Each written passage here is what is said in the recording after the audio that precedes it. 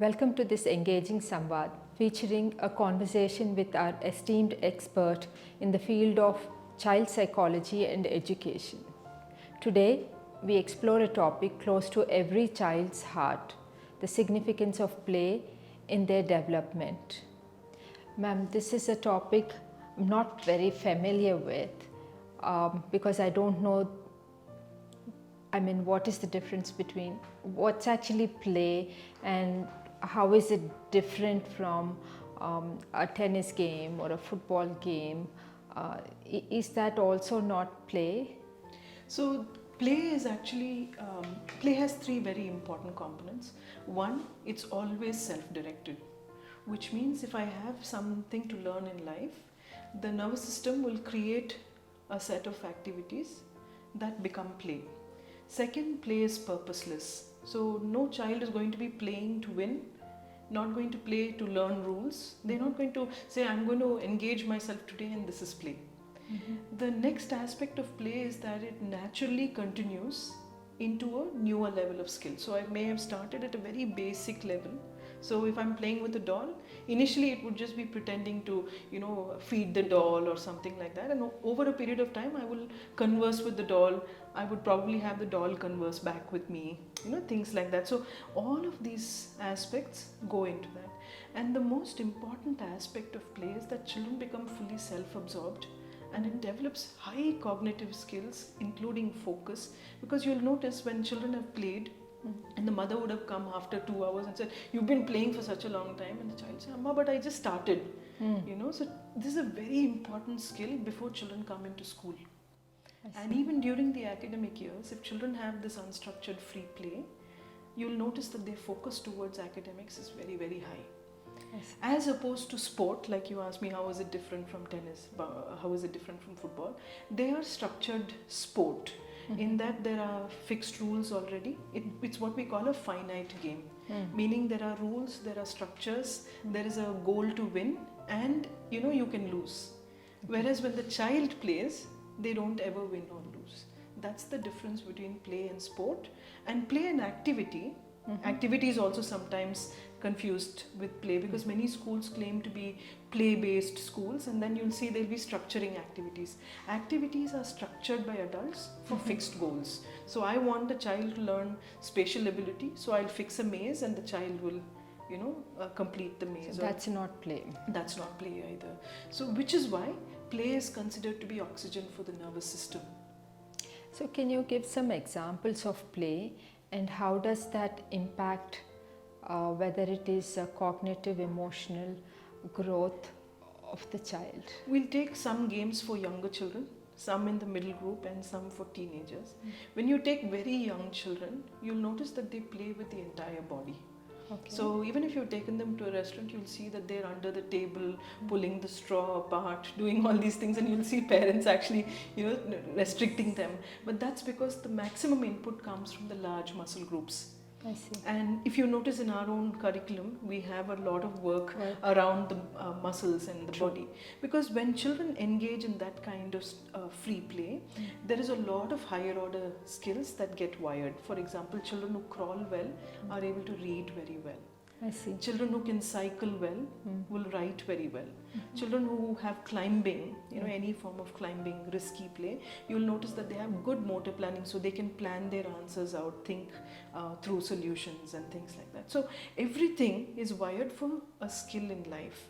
So in young children, you'll see a lot of fantasy play. You have the doctor, the teacher, those kind of games. And how does that develop skills for life? One, they start understanding how to relate to the universe. So they know that in a new situation, this is how I mingle with people. These are things I can say. These are things I would like to say. So they're sort of practicing. They've had an experience which is new and then they practice. Around that time, they also have the messy play. You'll see a lot of children wanting to play with smearing paint. You'll see they have mud all over them. And that's a very important skill because that is what prepares them for life to deal with anxiety. Expressive play, it's very expressive in nature.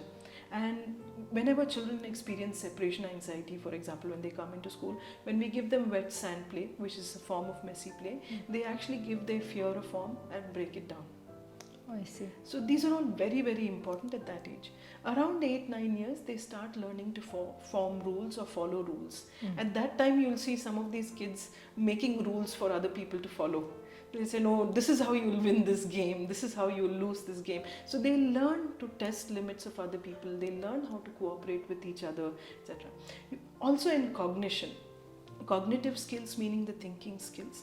When children actually engage in play, they start with something, they create their own problem, and then they find a solution to it. And then they'll repeat it several times to see how else it can be sorted out. And that is an extremely important skill because it develops divergent thinking, innovation and creativity for life. Okay. Children who don't have that opportunity, you will find are very rigid and are very easy to convince. As opposed to children who have an opportunity to play and explore, because they are able to take a stand, because they have a very genuine and independent thought process. Yes. Is it important that children are left by themselves to have some free time to play, whatever they feel like, imaginative play, rather than always guiding them to play something? There is an Italian word for the slow life, and it's considered one of the most important aspects of life because we've become so driven. It's such a fast-paced life.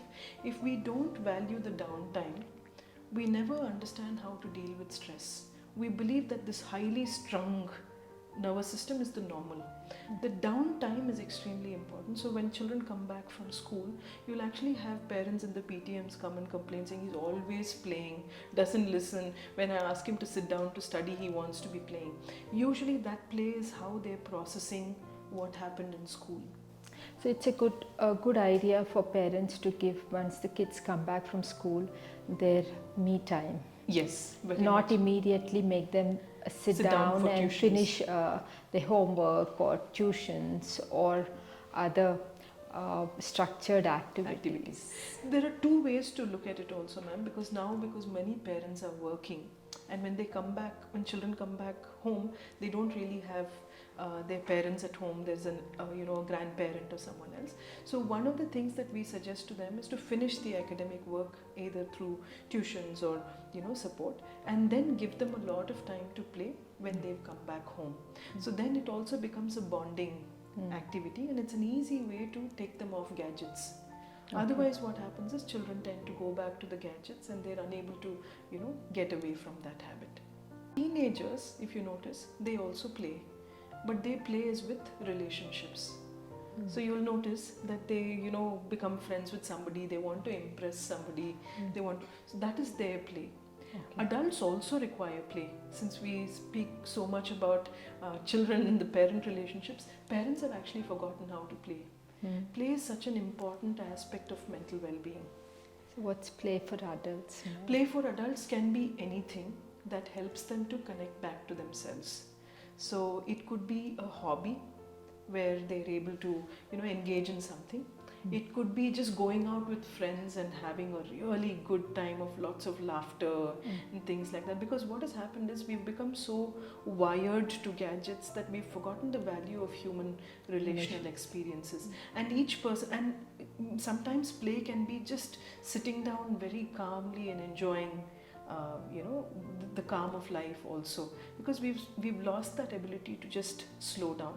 And why is that play? Again, it's self-driven, it's purposeless, and it leads towards the next step. We assume that it has to always be engaging and fully full on in that sense. It's not. Many times play is also something that comes from boredom. So allowing downtime, allowing boredom are all ways to regenerate the brain. So these days we don't give scope for that boredom. The minute either we want to be high achieving, very productive, and if there is any free time, we are connected to a gadget or a screen time.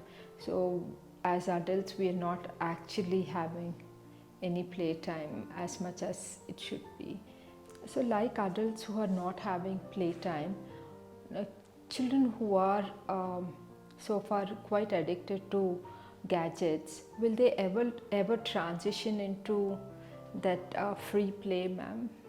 So it's a very difficult thing for many children because it's a skill. Again, it's a skill. And if I've not allowed the brain to explore its natural potential, it would be tough. So usually when we remove the gadget, we need to also get children into spaces where they can actually explore and play. Initially, it will be unoccupied play. They'll not know what to do.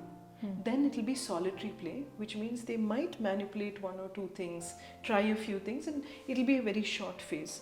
When children come to school also for the first time, you'll notice that they're not actually mingling with other children. That solitary aspect is just an observational phase where they want to know what the world is like or how things work. Then the second aspect will be parallel play. Two children will sit beside each other, but they're not playing together. But they'll be looking at each other and trying to see, can I be friends with this person? Sure. And after about a month, you'll see there'll be associated play. This one will give one toy, this one will give one toy, but they're still not playing together. Then after about 4 or 5 months, then there is cooperative play. Why I'm mentioning this time period is because this is all the nervous system learning to develop itself, and parents fix up play dates sometimes. They take a child to somebody's house, and when the children still want to cling to them and don't want to play with the other child, they quickly cut off the play date saying it was a waste of time. Anything of value takes time to build, and therefore it may be important for parents to be patient for children to transition out of the clinging into building these relationships over a period of a few months. So to encourage children to have this playtime, what do you suggest, ma'am? What kind of toys, or how do we go about engaging children? I probably shouldn't say engaging in them because it's free play. How do we let them be and play, ma'am? Number one, please join them. Initially, it would be important for you to also teach them games you played as children. So, many of us have played in the mud, we've done a lot of things. So, when we model for them natural play, then they take, cues from there and they build on it. But you don't instruct them saying, see, this is how it has to be built, this is how it has to be done. Second, don't invest in games that are educational. Anything that says educational is going to have very strict rules for winning and losing, and initially if you start with a game like that, children may not be very interested. They may just lose interest, and you'll also see children breaking those toys because they don't want to have anything to do with it. Third and most important, don't buy too many things. Parents make a mistake every time they go to the mall. They're investing quite a lot of money buying the most expensive gifts. I have a very interesting story. This parent, for her son's birthday, he was about 4.5, 5 years old. She bought the most expensive gift, and once he opened it, he was not very excited. He took it out, and then he started playing with the empty cardboard box for about an hour. And that's the beauty of play. It doesn't require many expensive things. It doesn't need many scientific things. It just needs the child to have an opportunity to explore, because the self-driven, purposeless part is what will work. So in the younger ages, construction material, material that can be messy, material that can develop imagination and fantasy would be very good. After the age of 8 until about 12 years, simple games with rules, your snakes and ladders, the Ludo, those kind of things will also help, because it's going to help turn taking. It's going to help them understand that everybody matters. A lot of those social skills will come in. Apart from that, small outdoor games where they explore rules, that would be good. In the teen years, again board games work very well, but at that time, games of reasoning are also things that children gravitate towards. So if we have to invest in toys, these would help sort of ignite an interest towards it. There are a lot of traditional Indian games that I personally like to teach children, and probably at the end of the episode we could send some links to the parents where they can look into some of these traditional games, because they're very rich in learning. Absolutely. Thank you so much for today's conversation, and we will put up in the links probably the games, the Indian games which you can purchase for your children to have that free play. I hope this was helpful. Thank you.